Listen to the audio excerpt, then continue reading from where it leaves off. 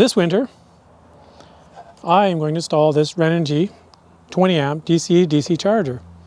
This baby here. And it comes in a 20 and a 40 and a 60. I went with the 20 because our power needs are not that great.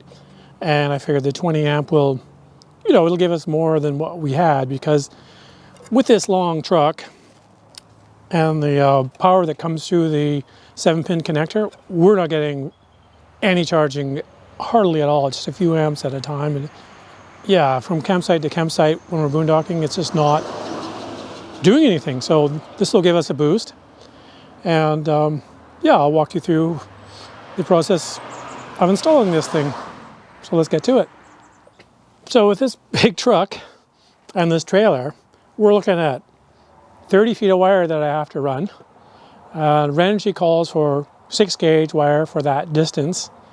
So went shopping online for a wire, and on advice of some other people, they got me to look at jumper cables. It was way cheaper to buy these cheap-ass jumper cables than to buy welding wire or whatever wire else you want to buy, like 6-gauge wire. They were honest that this is copper-clad aluminum, which isn't as good as pure copper, but it is 4-gauge. So I'm hoping that that will compensate. There goes the case. Well, here's all the jumper cables. I feel kind of weird about cutting the ends of the cables off and not doing anything with them, but it was, yeah, it was way cheaper. I said that before. And yeah, there we go. So the process basically is to run a wire all the way through the truck into the box. And then I'm going to put an Anderson connector, and I'll show you what those are later when they actually come in, because they're not actually here yet.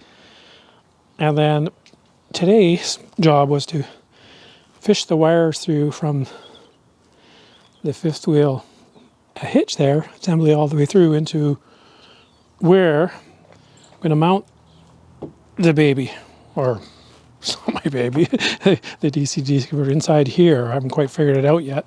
But today I've managed to fish through some cables, and one's not all the way fished, and this one is.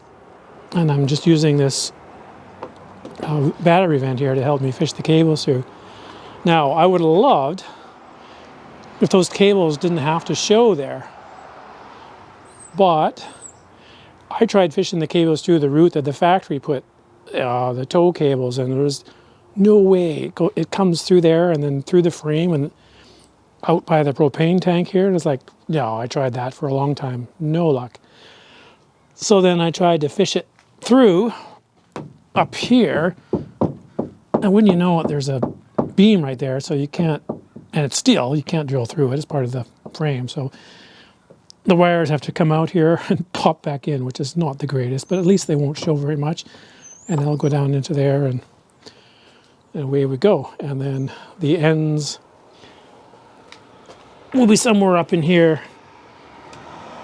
and then it'll connect up to the cable in the box, which I haven't figured out how I'm going to route that yet, but it's coming.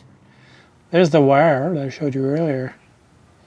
Now I've kind of gooped it up. It doesn't look too bad, but I wish, like I said earlier, I wish I didn't have to put it outside like that. But there's a steel beam in there.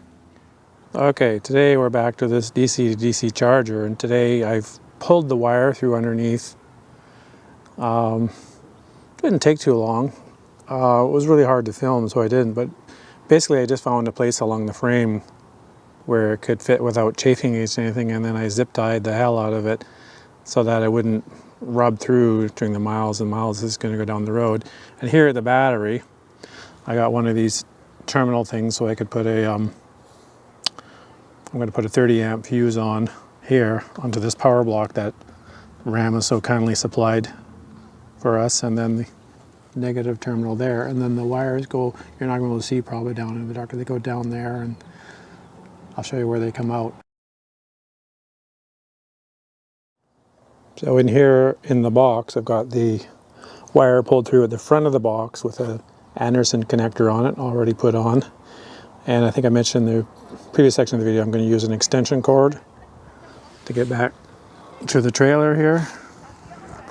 And then I've got the Anderson plugs on the end of the trailer. And yeah, today we're going to hook it up and test it out. Okay, so here we have the inside. It's getting kind of full in here with all the goodies.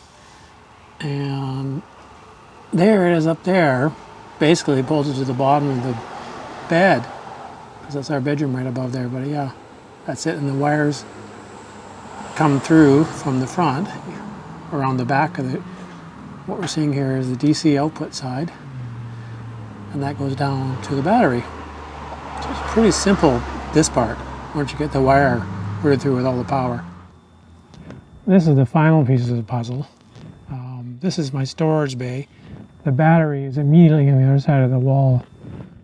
So the DC to DC charger goes through one of these fuses here, and then to the battery. So that's about all there is to it. If you see that masking tape there, that's holding on a spare fuse and nowhere else to put it. But that seemed like a convenient spot. This is the extension I was referring to earlier.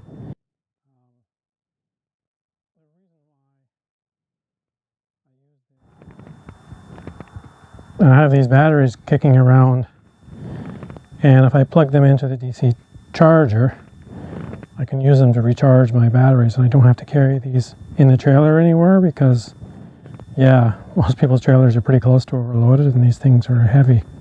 They'll go in the back of the truck, and then I can use these to top off our batteries when we're dry camping somewhere and I don't have enough solar and I don't want to run the generator.